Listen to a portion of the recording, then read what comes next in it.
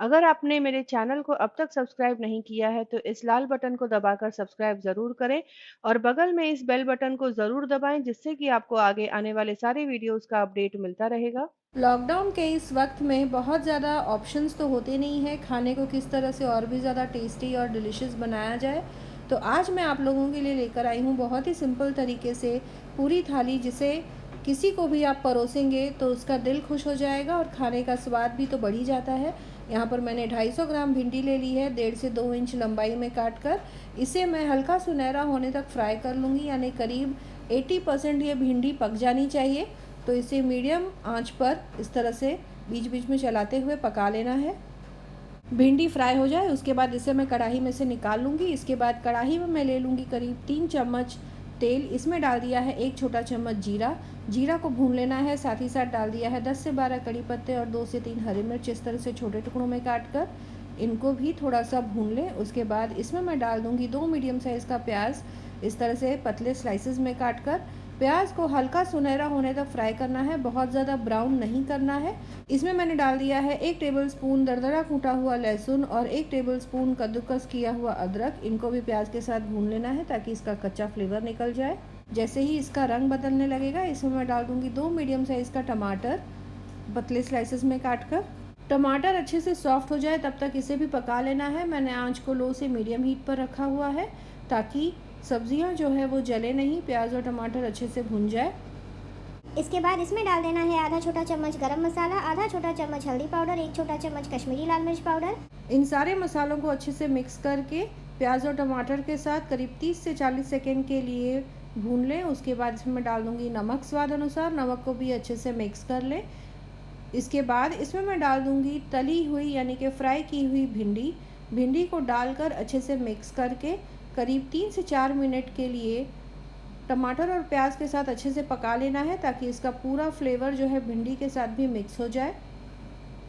तो यहाँ पर ये देखिए भिंडी मैंने कढ़ाई में डाल दी है, टमाटर और प्याज के साथ इसे अच्छे से मिक्स कर लूँगी और करीब 3 से 4 मिनट के पका लूँगी। तो यहाँ पर हमारी भिंडी जालफ्रेजी बनके तैयार हो गई है। बहुत ही सिंपल सी और टेस्टी रेसिपी है, इसे आप ज़रूर ट्राई करें।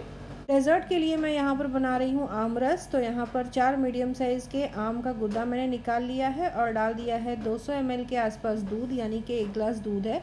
चीनी डाल दूँगी स्वाद अनुसार, आप इसमें चीनी डालें। और इसके बाद यहाँ पर मेरे पास हैंड ब्लेंडर है, इससे मैं ब्लेंड कर लूँगी। इसे आप चाहें तो मिक्सर में भी डालकर ब्लेंड कर सकते हैं, दूध और आम अच्छे से मिक्स हो जाए। तो यहाँ पर हमारा आमरस मिनटों में बनके तैयार हो जाता है। अब पूरी बनाने के लिए यहाँ पर मैंने करीब 3 कप गेहूं का आटा ले लिया है। इसमें डाल दिया है करीब 2 बड़े चम्मच तेल। इसे अच्छे से मिक्स कर लेना है।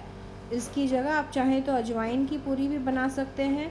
रोटी, पराठा, आपके जो पसंद हो आप उसे बनाकर सर्व कर सकते हैं। इन सब की रेसिपी मैंने अपने चैनल पर दी हुई है। तो इस तरह से ये देखिए एकदम सख्त आटा गूँथ कर तैयार कर लेना है। थोड़ा थोड़ा पानी डालकर पूरी के लिए सख्त आटा गूँथेंगे तो बहुत ही कम तेल एब्जॉर्ब करेगा। वहीं नरम आटे की पूरियाँ बहुत ज़्यादा तेल एब्जॉर्ब करती हैं, इसीलिए ध्यान से पूरी के लिए सख्त आटा गूँथ कर तैयार करें। पूरी तलने से पहले मैं थाली तैयार कर लूँगी ताकि गरम गरम पूरियाँ तलने के बाद तुरंत ही इसे मैं सर्व कर लूँ। तो यहाँ पर मैंने प्याज और टमाटर के पतले से स्लाइसेस काट कर सैलेड तैयार किया है, उसे रख दिया है। फिर ये आमरस एक कटोरी में रख दूँगी। थाली के एक तरफ भिंडी वाली सब्ज़ी यानी कि भिंडी जालफ्रेजी सर्व कर ली है और एक अचार का टुकड़ा रख लिया है, आम के अचार का। और इसके बाद पूरियाँ तैयार करने के बाद गर्मा गर्म पूरियों के साथ इसे आप सर्व करें। तो बहुत ही सिंपल तरीके से और बहुत ही टेस्टी डिनर या लंच बनकर तैयार हो गया है। तो अब छोटे छोटे लोई बनाकर पूरियों के लिए गर्मा गर्म पूरियाँ तल लें और थाली को सर्व करें। तो यहाँ पर छोटी छोटी लोई मैंने बना ली है। अब इनको मैं थोड़ा सा तेल से इस तरह से ग्रीस करके चकले पर बेलन की सहायता से हल्के हाथों से 4 से 5 डायमीटर के गोलाकार में इसे बेल लूँगी। और जब आप पूरियों को तलें तो तेल अच्छा गर्म हो, इस बात का ध्यान रखें। तो इससे पूरियाँ फूली फूली बनेंगी। अच्छे गर्म तेल में तली हुई पूरियों का जो रंग है वो भी बहुत अच्छा आता है। अगर तेल अच्छे से गर्म ना हो तो पूरियाँ अच्छे से फूलती नहीं हैं और उनका रंग भी बहुत ही अजीब सा होता है, अलग सा होता है।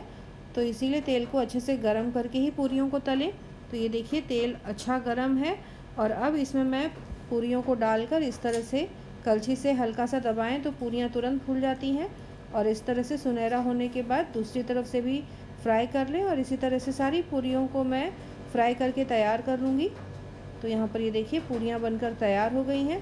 तेज़ आंच पर गर्मा गर्म पूरियाँ बनाएं और उसके बाद थाली को सर्व करें। तो हर उम्र के लोगों के लिए बहुत ही टेस्टी थाली है। बच्चों को आमरस पूरी ही बहुत पसंद आती है। तो यहाँ पर आप देख सकते हैं बहुत ही सिंपल तरीके से टेस्टी पूरी और आमरस की थाली बनकर तैयार है। आप इस रेसिपी को ज़रूर ट्राई करें और कमेंट करें अपने एक्सपीरियंस के बारे में। दोस्तों रिश्तेदारों के साथ इस रेसिपी को ज़रूर शेयर करें। मिलते हैं अगले एपिसोड में इसी तरह से एक और नई टेस्टी रेसिपी के साथ।